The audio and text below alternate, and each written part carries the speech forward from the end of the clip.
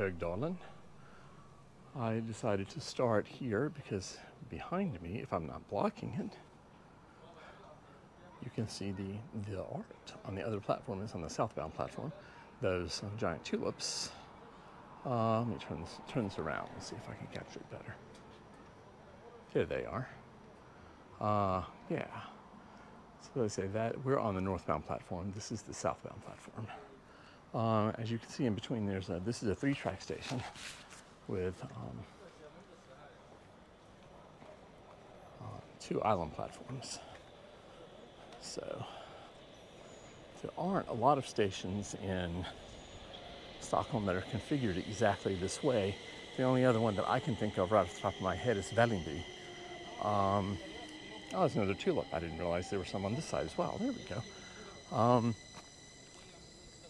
There are some stations that we've seen, like Gullmarsplan and Brink, that have 2 platforms and 4 tracks, but this has just 3. The center track is used for 2 things. We're looking up the line toward Bad Hagen here in this view, north, timetable north, that is. The center track is used for 2 things. One thing is that trains can short turn here, which normally they do in the peak. They're not doing that now, A, because it's summer, and B, because all the service is dislocated because of the closure of the Farsta branch. Everything is all different. So on this branch, the trains are just running Hagsätra, Hötorget, and on the Skarpnäck branch, they're running Skarpnäck, Hässelbystrand. So yeah, so this isn't as usual. The other thing though, I'm not sure whether you can see it. I'll walk down the platform and maybe be able to see it better. Center tracks also connected to, or becomes, if you will, a yard lead at the south end of the station, because the Högdalen yard is not too far from here. I've walked it. I'm trying to remember how long it takes. I think it takes between 5 and 10 minutes to walk from the station. But yeah. So one thing I'm noticing now that I never thought about before is this platform has a roof that extends to there. The other platform does not. That probably is because they expected a lot fewer people to be waiting on the southbound platform. There are only 2 more stations on the branch south of here. So the southbound platform doesn't, I guess, need to shelter as many people in bad weather. Yeah.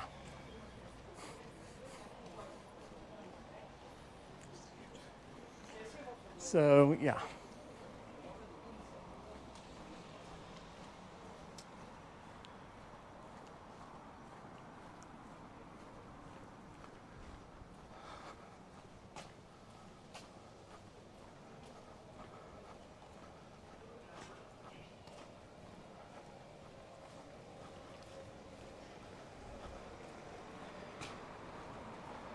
And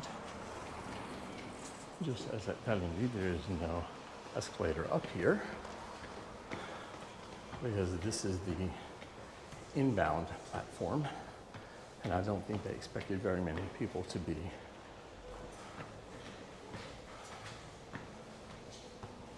departing the station here from northbound trains. So I assume there is an up escalator. Yes, there is. Yes, there is. On the southbound side. So.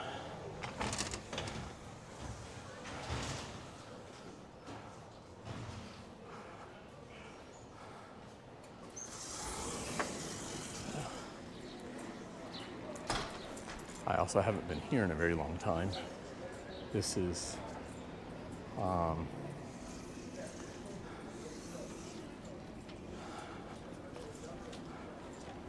when I was being trained as a train operator, we had to come here for some administrative stuff because there were offices here. I don't know whether that is still the case or not.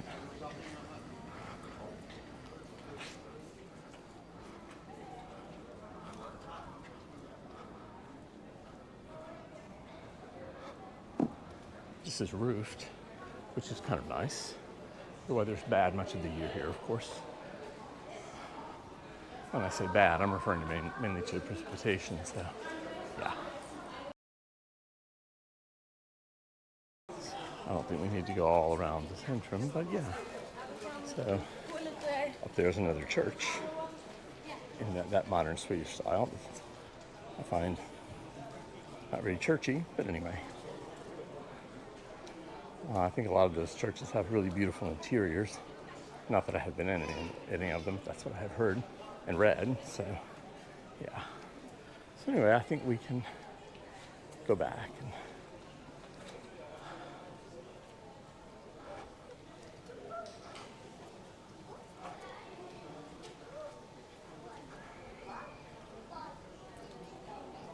take a quick look at the southbound platform, and then we can bring this to a close.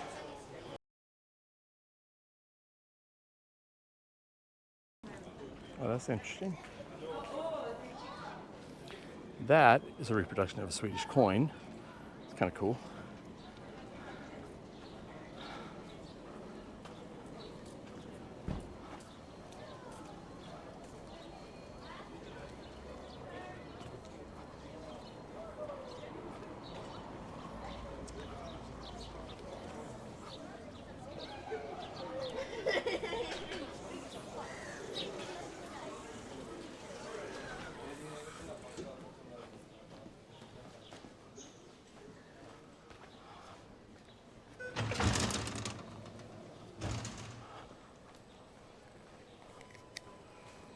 Train coming in on this platform, so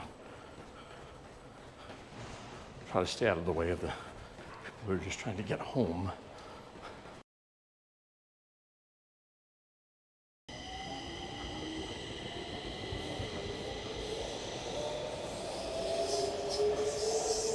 I'm gonna walk up and get a closer look at the tulips just for fun. But that's a nice green area for people to hang out. That's very nice. I don't think I realized that was there. Anyway, here are our tulips. So, yeah. All right, so I think we'll head back north again. So, I ended my video here at Högdalen and then realized I had not finished telling the story that I had started earlier in Högdalen Sockenplan. When last we left my train, we had run it to Sockenplan, and there was a drunk gentleman who we could not get off the train. When we reported this to traffic control, they asked us to run the train here and in on the center track, and then wait for the police, to come and take the fellow off. And then when we were done, we would put the train to bed at the Högdalen yard. So we came in here. We had to wait only about 20 minutes for the police, which I honestly think was quite good under the circumstances. There was like snow and insane stuff happening all over the place. So hard to get around generally. Anyway, the police came and they took the guy off the train. The supervisor who had come to help me, who'd come with me to Högdalen, said, "Do you want to operate the train or do you want me to?" And now I had only been operating on my own for a week, basically. So I said, honestly, I'd prefer that you did. So he took the controls and we operated from here, south, that way. Came to the yard at Högdalen. We knew which track we were supposed to go in on. So we set all the switches we needed to set, came up to the shed, opened the shed door, proceeded in. We got a little way in, and actually we got to about halfway to the far end, and he applied the brake, and he got nothing. He took the snow brake, which is supposed to polish snow from the brake blocks, and he got nothing. And he grabbed the emergency brake, and the train began to slow, but it was too late. Wham! Right into the shed door on the far side. not taking this train, I'll take the next one. So that meant that we had to wait for an accident investigator to come and talk to us before we could even go home.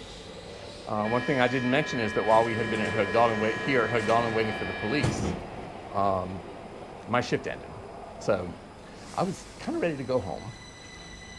But anyway, so we waited. The investigator came. He was very nice. And he also gave me a ride to a station on the Blue Line because he was going over to Bromma to investigate an incident that had happened over there a short while before. So he gave me a ride to the station in Stadshagen on the Blue Line because I lived at Sundbyberg, which was on the Blue Line. So I didn't have to try to get a train from here or anything. So that was very, very nice of him. But yeah, it was quite a day. So anyway, that's, from my experience, that was kind of typical Blue Line though. Anyway, yep.